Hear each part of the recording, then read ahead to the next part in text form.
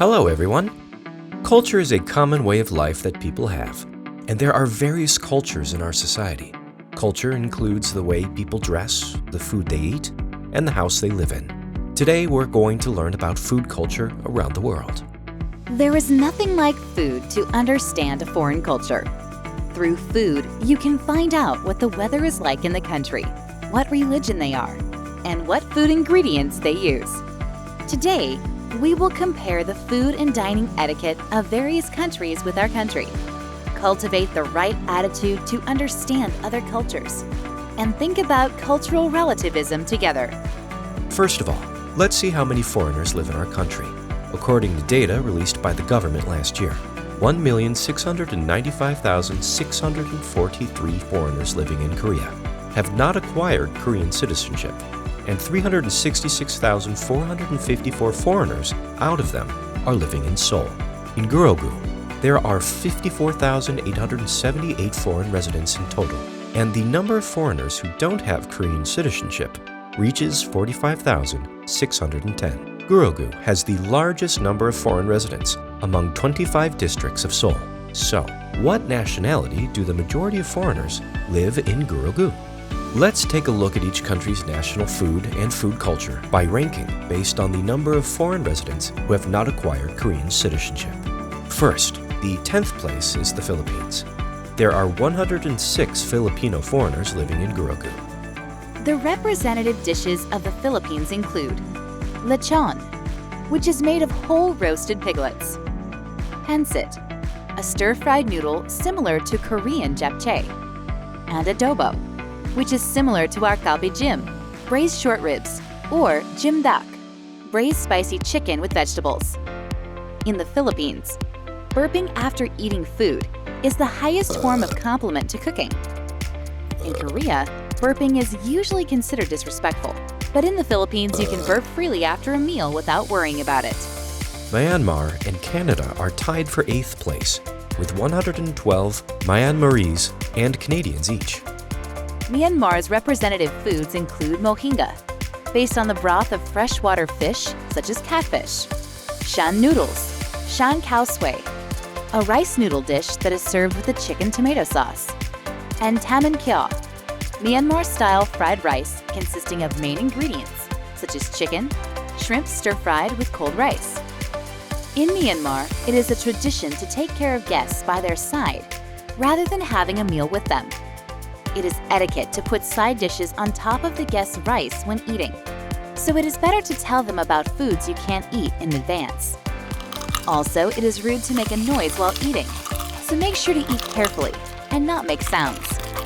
Canada's signature dishes include poutine, a dish made of French fries topped with cheese curds and gravy, which is loved by French Canadians to beat the harsh cold. Poutine râpé, a traditional dish of the residents of southeastern Canada, and maple taffy, which is similar to dalgona in Korea. In Korea, it is said that blowing your nose while eating is against etiquette. In Canada, blowing your nose is considered more polite than sniffing.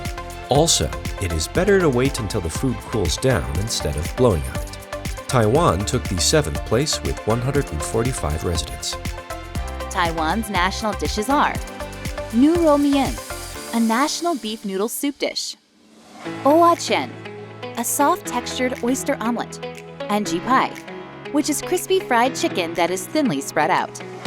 In Taiwan, people hold the bowl of rice when eating, and sticking chopsticks into the bowl of rice is something that you should not normally do. In Korea, we use spoons when we eat rice. But most people in Taiwan eat with chopsticks, and spoons are usually used to eat soup. Mongolia holds the 6th place with 150 residents. The most popular foods in Mongolia are horuhog, a dish made by cooking lamb or goat meat on hot stones, hushuru, a half-moon-shaped fried dumpling eaten at the biggest festival, Nadam, and chuivan, which is a stir-fried meat vegetable noodle made with meat and vegetables, such as cabbage, carrots, and onions. If you are served a meal in Mongolia, it is a good idea to prepare a gift as a token of appreciation. No matter how delicious the food or tea is, you should eat or drink it little by little. Also, do not leave your seat during meals. You need to be thoughtful of waiting for everyone to finish their meal. The fifth place goes to Japan, with 174 residents. The most traditional dishes of Japan are sushi served with fish on top of rice, seasoned with vinegar, various types of ramen, which is one of the many comfort foods, and sukiyaki, which is flavored with thinly sliced shabu-shabu beef and multiple ingredients. If you watch Japanese movies, you see the characters holding the bowl while eating, right? In Japan, people don't hunch their upper body when eating.